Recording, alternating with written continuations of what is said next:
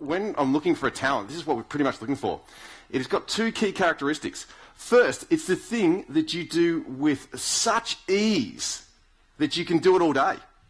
And the thing is that because you do it with such ease, you value it the least out of anything that you do. You just go, that couldn't be my talent. No, that's too easy. And what happens is we lose it because we're starting to look for a commercial genre or an established genre for our talent to fit into. But if you think about Tansel's experience, it wasn't like he was looking for the career guide, going through, and down there it said, oh, Grand Master of Memory and Consultant and Memorise Yellow Pages. Bang! That's my career. Like, that's not what happened. He had a little passion, and it started to grow. The talents that you're going to have are the things that you really just don't realise. For example, many of you are brilliant at getting stuff done last minute. You're amazing at it. You just get huge amounts done, but you beat yourself up for doing it. But the truth is, you're a natural-born last-minute person. Some of you are so good at organising stuff. You go out and hang your clothes on the washing line, and every peg is colour-matched to whatever it needs to be. Right? And there's a few people saying, oh, I've done that, all right? Some of you are freaks. You can just see weather patterns. You look at, oh, you know what's going to happen. You just understand it. Some of you can just, when you're farming, you can look at land and you go, you know what, if you put this micro thing in there and you put that over there and you did that, you have this incredible, you just get it. It makes sense to you. It's effortless. Because it's so easy, you don't value it. But the question is, how is it that we are not noticing raw talent? Well, one of the main things is we're trying to keep up with the Joneses. We're trying to look at what is cool and can I be cool? And it's like this scale. Top of scale, cool, Joneses, brilliant, talented. Bottom of scale, loser. And everybody's looking, trying to work out where we fit in. And every social group has got set rules, and we're trying too hard to fit into the rules, then we'll let go. We know this, right? But there's silly things like this. For example, if I had... You can put those cards down, sorry. I'm sorry. If I was walking like this, I have my pants up like this, right? And I'm walking, and I'm saying the same thing.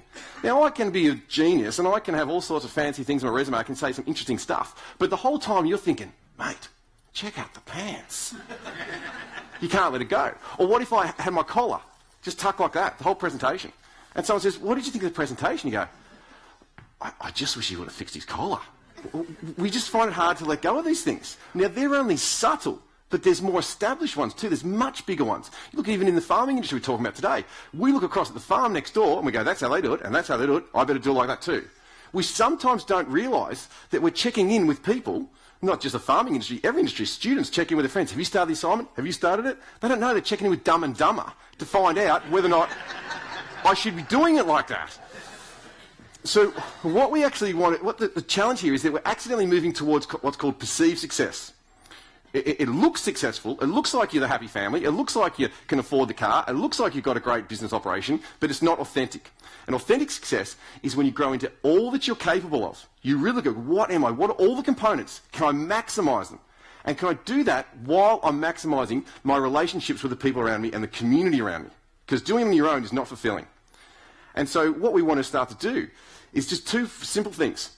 You want to start noticing what you love doing.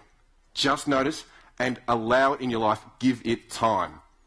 You just allow it. Just go, I enjoy doing this. I'm going to do it for a while. And when you give it time and then you resource it, whatever you need, maybe you need a new pair of runners to go running, or maybe you need a new T-shirt, or maybe you need a new spade. You give it something basic and you resource it. You start smiling. And when you smile, everybody around you starts to glow. You know that when you're family, if you've had a great day, you've got this little energy and you're kicking your step, and you walk in the house and you can't help but give it to your peers. And they go, what's going on with you? And they smile too. It's a social rule. In living into your ability, you naturally fuel the people around you. And it's a sustainable human energy. But it's got to be what you love. So you need to use loving what you do and doing that as your navigation system. If it's hard, it's not the way, even though that's what we've been taught. But that's like a perceived strategy, not an authentic strategy.